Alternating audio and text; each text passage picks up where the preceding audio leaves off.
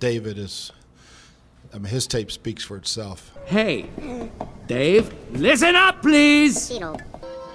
Murphy, it's you. Oh, it's intercepted. Murphy, touchdown, Arizona. I don't even want to be Murphy anymore. Do I still have to be Murphy? Yes, you have to be Murphy. There were 2 fouls by the defense. Offense, correct, I'm sorry. He's a lawyer. Offside defense, that penalty is declined. There's also personal foul, face mask. That penalty is enforced half the distance to the goal, first down. After reviewing the play, the offensive player has the ball and is not out of bounds.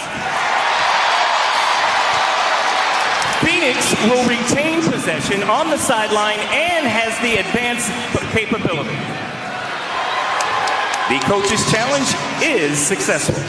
Your Honor, I object. You would. Bastard! Hey! Quiet! Overruled. Your Honor, I object. What does this have to do with anything? Overruled. And the truth shall set you free. Stop calling Jennifer Aniston Rachel, and stop calling Lisa Kudrow Phoebe. And for the love of the craft, stop acting like the human being sitting in front of you is a 30-minute sitcom loop from 1994. I was watching a recent Actors on Actors conversation between these two icons, and they were talking about the industry and how their work has changed and their real lives. But in the comments flooded with Rachel and Phoebe, and I get it. I get the nostalgia. I really do. But we have to address this habit of trapping actors in their character they played 20 years ago. When you refuse to use their real name, you aren't just being a super fan. You're actually ignoring who they really are as people. We see this in sports all the time too. But we handle it with a little bit more maturity most of the time. Look at a guy like Dylan Brooks. On the court, he's Dylan the villain. If he's not on your team, you probably can't stand him. But off the court, his teammates will tell you he's one of the best guys in the locker room. We understand that the villain moniker is his job, but Dylan Brooks is the man.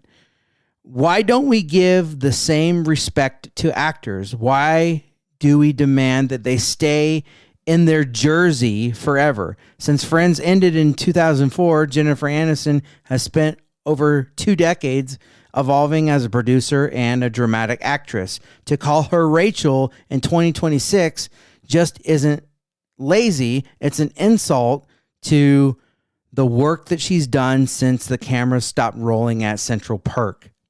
Now, don't get it twisted. I'm not saying you have to love the person just because they are off the clock. You guys know my absolute disdain for the Dodgers. I have said it off the air and I'll say it right now. I literally and figuratively and physically hate that team. When they play my Diamondbacks, I don't just want the Dodgers to lose. I want every single person on that roster to have a terrible night. That includes a guy like Freddie Freeman, who I actually like Freddie, and I like him as a athlete and a person. But when he puts that jersey on, he becomes a factor in the Dodgers' success. And that makes him the enemy. But here's the difference. When Freddie Freeman takes off the jersey and walks into the interview room, I don't treat him like a cartoon character. I recognize the man. I can hate the Dodgers with everything I got, but still respect Freddie Freeman for the professional he is. That's the distinction fans are failing to make with actors. The verdict is in. We have to stop the mascot trap. Whether it's a Hollywood set or the diamond at Chavez Ravine, learn to separate the performance from the person. Use their names. Respect their growth.